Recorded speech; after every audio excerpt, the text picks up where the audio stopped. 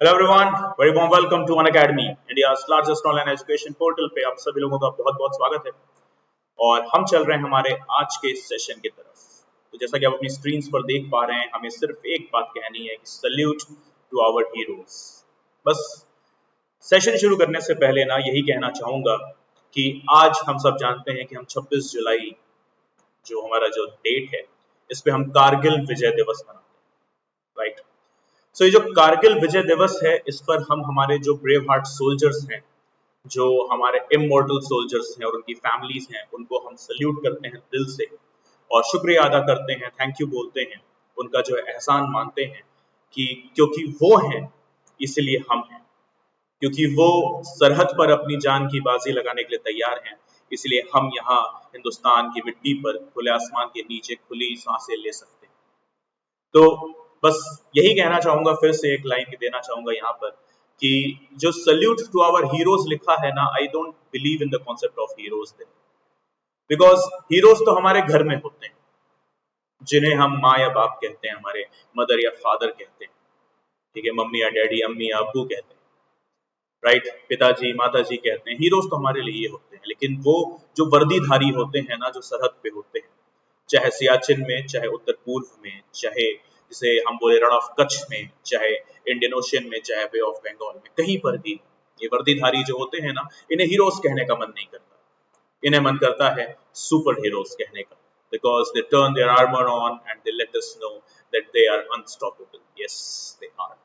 Okay, so unstoppables they are, and bravery जो है, जो वेलर है ना, वो इनकी नसों में बहता है।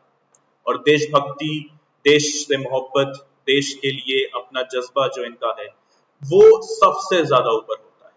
तो हम कितना भी इनके लिए स्पीच दे लें, कितना भी हम इनके लिए गाने गा लें, कितना भी हम इनके लिए शेर व शायरी कर लें, लेकिन इनका जो बलिदान है, इनका जो सेक्रीफाइस है और इनका जो समर्पण है, जो एक जिसे बोलते हैं ना कि इनका एक डेडिकेशन जो है कंट्री के लिए, कंट्री के सेफ्टी एंड सिक्योरिटी के लिए, अपने कंट्रीमैन के लिए, वो किसी भी तरीके से हम और आप आम भाषा में जस्टिफाई कर ही नहीं पाएंगे, उसका कभी एहसान उतार ही नहीं पाएंगे, राइट।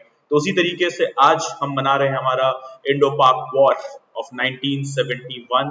ओके, उसके अलावा 1999 के, उसके अलावा जो हुई वॉर्स हुए हैं 1965 के अंदर, इन सब के अंदर हमने अपने जो प्यारे पड़ोसी हैं पाकिस्तान, प्यारा तो क्या ही बोले, जो पड़ोसी है पाकिस्तान, इनको धूल चटाई और अपना विजय दिवस हम मनाते रहे।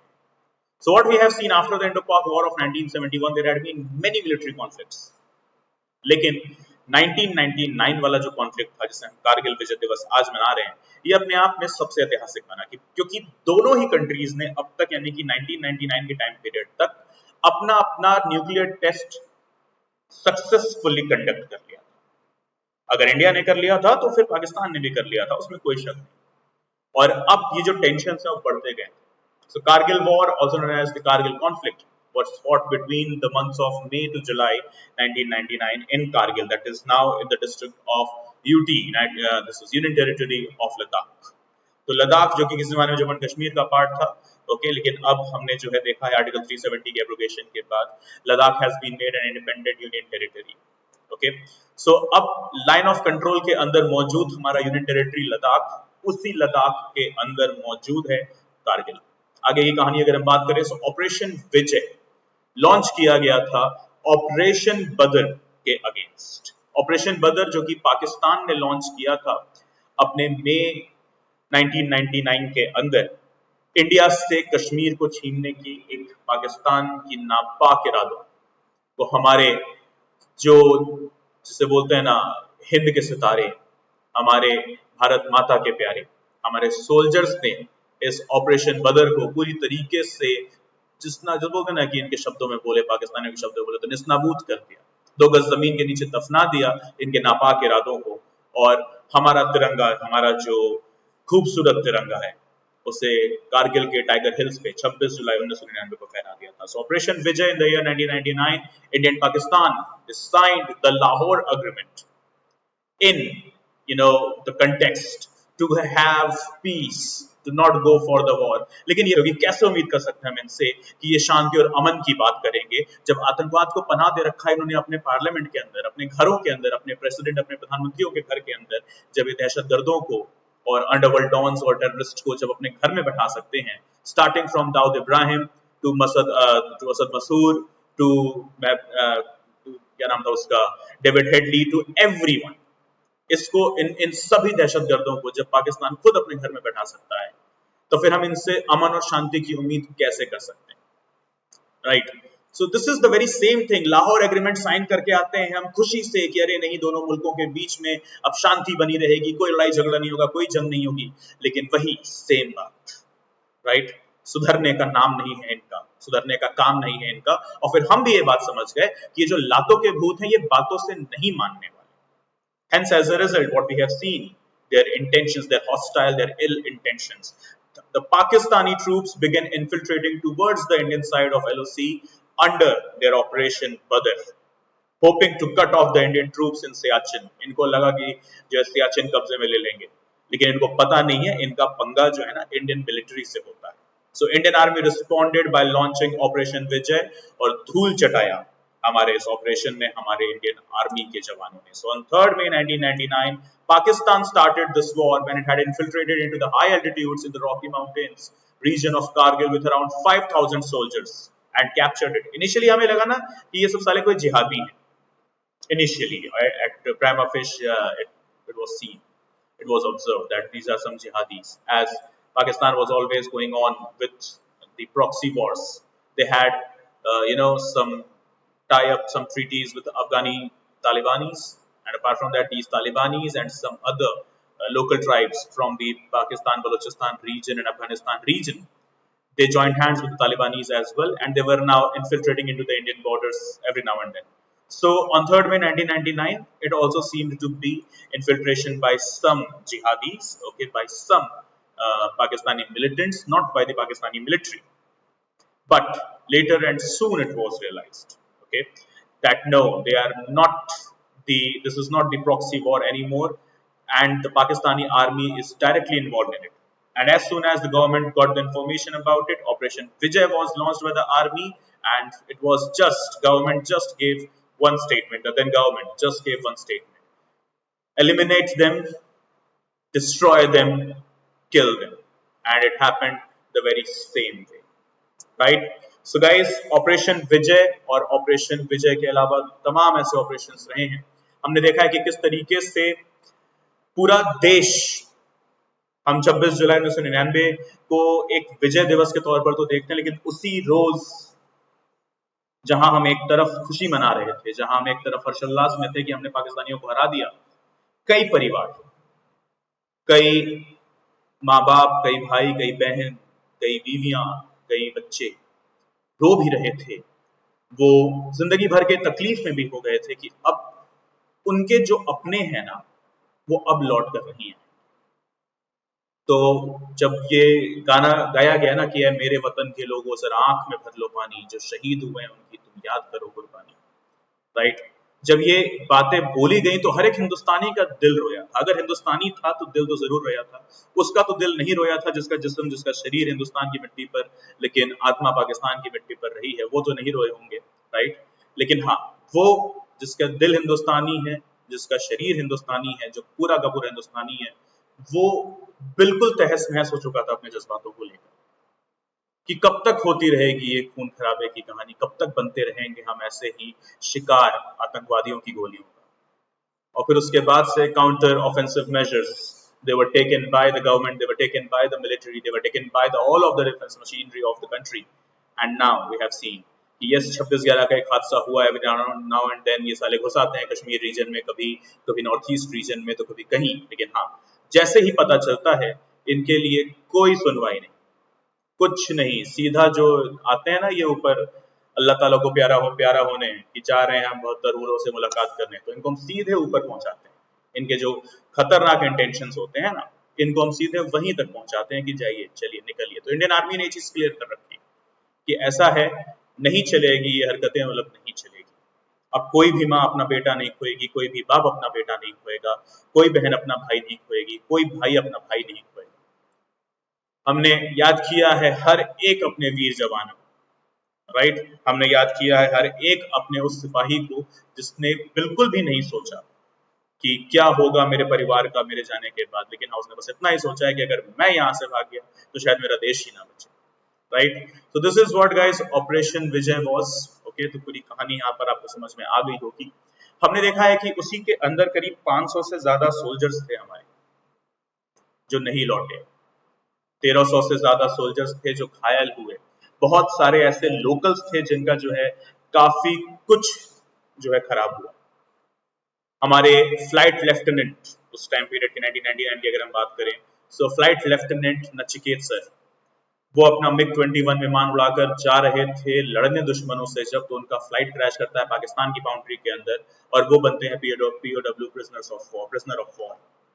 लेकिन yes, Indian defense machinery has acted there as well, Indian diplomacy has acted there as well, and yet we have tried our level best to rescue Flight Lieutenant Nachiket sir as well, right? So ये सारी चीजें होती रही और हम इसका जो है शिकार बनते रहे एक समय तक, लेकिन फिर उसके बाद हमने कहा बस अब नहीं, right? Okay guys, so this is it from the session today. So once again salute है हमारे ब्रेव हार्ट सोल्जर्स को, सल्यूट है हमारे उन सभी सोल्जर्स के परिवार वालों को भी, और आप सभी लोगों को जय हिंद, जय भारत, जय हिंद अभी हम कहना चाहेंगे, क्योंकि ऑपरेशन विजय हमारे लिए गर्व का दिन है, हमारे लिए गर्व का दिवस है। So guys what we can see here, the Unacademy plus subscription आपके लिए 15 महीनों के लिए आया है। ध्यान रखिएगा कि आज इसको सब्सक्राइब करने के लिए आखिरी डेट है, क्योंकि अगर आप आज ही इसको सब्सक्राइब करते हो तब तो ये आपको जो है अमाउंट पड़ता है 23,999 रुपीज का। लेकिन गाइस एक चीज ध्यान रखना है कि अगर आप आज डिले करते हो, यानी कि अगर आज की डेट चली जाती है, तो ये जो प्राइस है इस पे 20 to 30% हाइक बहुत जल्दी होने वाला है। So guys quickly take the opportunity, because पता है आपको क्या हो रहा है अनअकैडमी प्लस के साथ। अगर आपने प्लस सब्सक्रिप्शन ले रखा है तो उसके फायदे क्या हैं। तो सबसे पहली चीज जो रिजल्ट है हम वो देख लेते हैं। So what you can see is 70 plus selections have happened from the Unacademy Plus in the year 2023. तो CSE 2023 का जो रिजल्ट है उसमें जो 70 से ज्यादा कैंडिडेट्स हैं वो हमारे Unacademy Plus स्टूडेंट्स रहे हैं। उसके अलावा और वो स्टूडेंट्स कैसे सक्सीड हो पाए तो हम सब पहले उस पर बातचीत कर लेते हैं। So what we can see here, we can go ahead with all of the GS, all of the CSAT and absolutely prelims and mains full test series with evaluation. तो ये सारी चीजें मिलती हैं आपको कहां पर अनअकैडमी प्लस के अंदर। ध्यान रखना है कि ये 12 महीने का सब्सक्रिप्शन नहीं है, it is not the subscription for 12 months, it is the subscription for 15 months. तो जिंदगी के आपके जो 15 महीने हैं प्रिपरेशन के, वो होंगे जो बेस्ट एजुकेटर्स हैं। Like for example we have got Prateek Nayak sir for history, Madhukar Kotwe sir है हमारे पास सीसैट के लिए, रुणाल पटेल सर हैं इकोनॉमिक्स के लिए, सुदर्शन ब्रिजर सर हैं ज्योग्राफी के लिए, ज्योग्राफी एनवायरमेंट एंड इकोलॉजी के लिए, और उसके बाद हमारे पास हैं सिद्धार्थ अरोड़ा सर जो कि अपने आप में सबसे बेस्ट हैं with regard to the subjects known as polity, constitution, governance and international relations, right? So what you will have your 15 months of preparation with the best educators of the nation with regard to the UPSC CSE. इसके अलावा अगर आप बात करोगे batches की, तो आपके लिए जो बैचेस हैं वो आज से ही ये बैचेस कमेंस हो रहे हैं, ध्यान रखना है आपको। एक है अचीवर्स बैच जो कि एब्सोल्युटली इंग्लिश मीडियम में है, दूसरा है हमारा समिट बैच जो कि इंग्लिश प्लस हिंदी में है, यानी कि इंग्लिश में है, तीसरा है हमारा शिखर बैच। तो अगर आप हिंदी माध्यम से तैयारी करने वाले अभ्यर्थी हैं तो आपके लिए हम लेकर आए हैं शिखर बैच, ठीक है। तो मेरे प्यारे भाइयों बहनों ध्यान रखना है ये सभी बैचेस आज से यानी कि 26 जुलाई से स्टार्ट हो रहे हैं। फिर इसके अंदर वंस अगेन तो चलो कॉम्प्रिहेंसिव स्टडी मटेरियल मिल रहा है, ओके, प्रीलिम्स और मेंस का पूरा प्रिपरेशन हो रहा है, ठीक है, सभी बैचेस का हम एक्सेस कर सकते हैं, वो भी ठीक है। लेकिन इन सबसे अलग, इन सबसे खूबसूरत पॉइंट जो है वो क्या है, दैट इज 1:1 मेंटोरशिप। जो बेस्ट एजुकेटर्स हैं वो आपके मेंटोर्स भी हैं। ध्यान रखना है आपको इस बात का कि पर्सनल मेंटोरशिप आप इनसे ले सकते हैं जो हमारे बेस्ट एजुकेटर्स हैं सभी सब्जेक्ट्स के लिए, राइट एवरीवन। सो आपको पता है कि कितनी खूबसूरत चीज है अनअकैडमी प्लस। और इसके अलावा अगर आप 2026 में एग्जाम देना चाहते हैं, 25 में ना आप क्लियर करके आपका जो टारगेट ईयर है वो 2026 है, तो उसके लिए हमारे पास है आपके लिए नीव बैच, ओके। अब ये नीव बैच कब से शुरू हो रहा है, ये स्टार्ट हो रहा है हमारा 27 जुलाई से। अब नीव बैच के अंदर यानी कि नीव यानी कि बेस यानी कि हम बात कर रहे हैं पूरी तरीके से आपको एक स्ट्रॉन्ग होल्ड देने के लिए अगले 2 सालों के लिए। तो ये 2 साल का कंटिन्यूअस एक फाउंडेशन बैच है। प्रीलिम्स और मेंस पूरा तो इसमें कवर हो गई, साथ ही साथ जो नीव यानी कि जो बेस होता है हमारे सिलेबस का यानी कि एनसीईआरटी वो भी इसमें कवर किया जाएगा, पूरा सीसैट भी कवर किया जाएगा। वंस अगेन टेस्ट सीरीज भी इसके अंदर है, स्टडी मटेरियल है, डाउट सेशंस हैं, dedicated doubt session, and yes once again 1:1 dedicated mentorship with the best educators of the nation when it comes to the UPSC CSE। उसके बाद आपको पता है जो हमारा आइकॉनिक सब्सक्रिप्शन है उसके खासियत क्या है, तो आपको ऑफलाइन रिकॉर्डेड क्लास मिल जा रही है, उसके अलावा क्विक रिवीजन मॉड्यूल है, आंसर इवैल्यूएशन है और इंटरव्यू गाइडेंस है जो कि पूरी तरीके से एआई बेस्ड है, यानी कि state of the art cutting edge technology के साथ अनअकैडमी प्लस आपके लिए आया है, right. And lastly what we have got the July optional carnival. तो अगर आपका ऑप्शनल है PSIR, geography, sociology, agriculture, anthropology, mathematics, public administration या फिर हिस्ट्री, तो इन सभी सब्जेक्ट्स के जो बेस्ट एजुकेटर्स हैं ये हमारे साथ अनअकैडमी प्लस पोर्टल पर अवेलेबल हैं, और आपको पता है इनसे बेस्ट इस कंट्री में दूसरा कोई भी अवेलेबल नहीं है अपने अपने फील्ड्स के अंदर, अपने अपने सब्जेक्ट्स के अंदर। सो guys quickly grab the opportunity, ध्यान रखिएगा कि आज लास्ट डेट है बैच कमेंस होने का, और आज ही अगर आप इसमें एनरोल करते हैं तो आपको जो प्राइस होगा वो 24,000 रुपीज का पड़ेगा, और एल्स इसके प्राइसेस 20 to 30% कल से यानी कि आज रात 12 बजे के बाद से ही बढ़ जाएंगे। सो गाइज आपके पास कुछ ही घंटों का समय है, जल्दी से एनरोल कर लें immediately, without any question, without any doubt. Never let anything come between you and your success. Okay guys, thank you so much, see you all soon in the very next session. Bye bye, take care, जय हिंद।